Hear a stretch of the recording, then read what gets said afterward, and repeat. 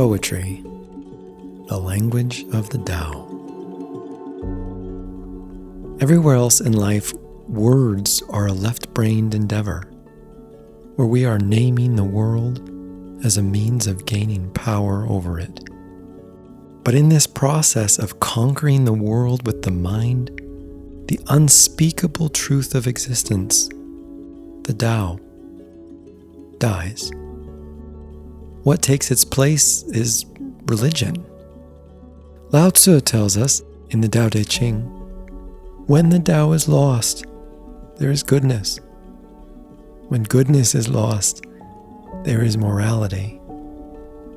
When morality is lost, there is ritual. Ritual is the husk of true faith and the beginning of chaos.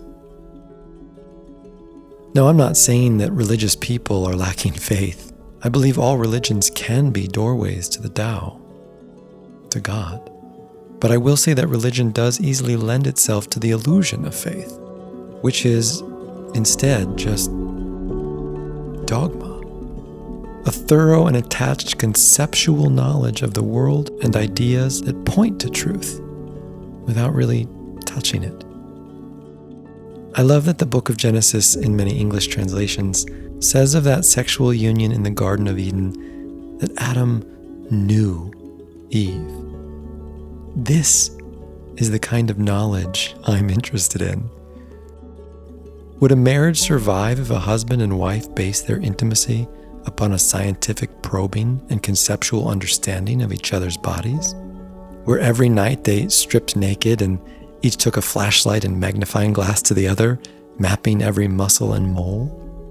Would they really know each other then? No.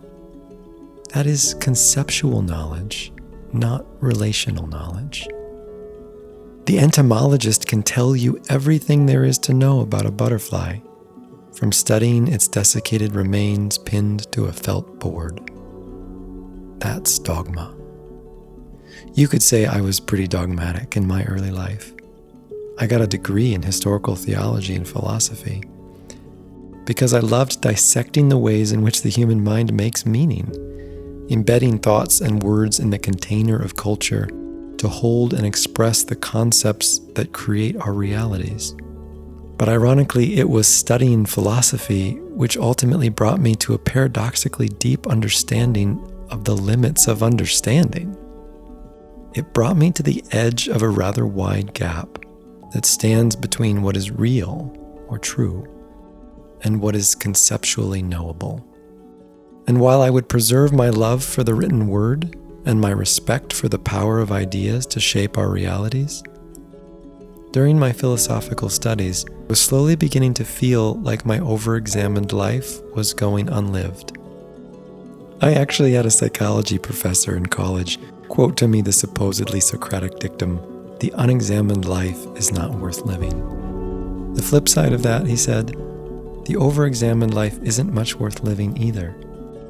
You know you're out of balance when the people who make a living teaching others how to think about thinking tell you you're overthinking it. I slowly began to realize, as my studies took me deeper into self-inquiry, that reality was not a fixed thing outside myself, to be studied until I understood it. It was something I was somehow in the middle of, something I was participating in. I began to see life as a co-creative endeavor, and I started taking more responsibility for whatever it was I was creating in the world.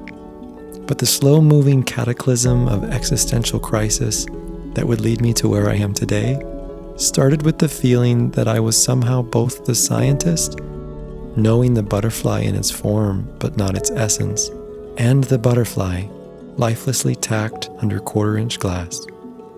I had to start asking the question, how would I relate to myself if I was truly alive? How do you come to know a butterfly still in flight? There are no words, pictures, or diagrams that can be drawn to impart gnosis of that wildly alive being. Similarly, my relationship to the truths of the universe and to life itself shifted in the direction of the butterfly in flight, shifted from thinking to feeling, from knowledge to gnosis. If we are to interact with the deep truths of the universe, truths that are not understood so much as they are lived, felt, embodied, we must humbly loosen our grip on understanding. The first line in chapter 1 of the Tao Te Ching, the truth that can be told is not the eternal Tao. The name that can be named is not the eternal name. The unnamable is the eternally real. So, if we cannot name it, how do we relate to it? How do we talk about it? How do we touch it? This is why I love poetry. Because it's the only place where the use of words is under no delusion that these words have the capacity to capture truth in any form still in flight. Poetry is the language of the Tao. It's the language of the butterfly still flapping its wings.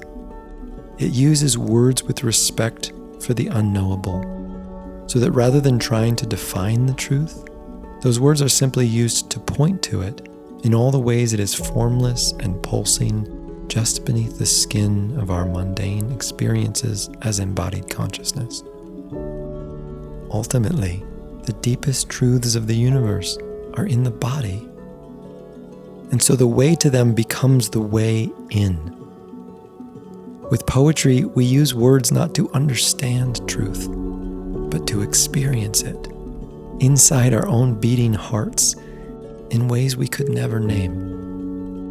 It is my deep belief that there is a way of being in the world that is coming to an end, a way which seeks out lifeless delusions of certainty, which are more hungry for power than for beauty. This is the path of dogma, and its time has expired on our planet.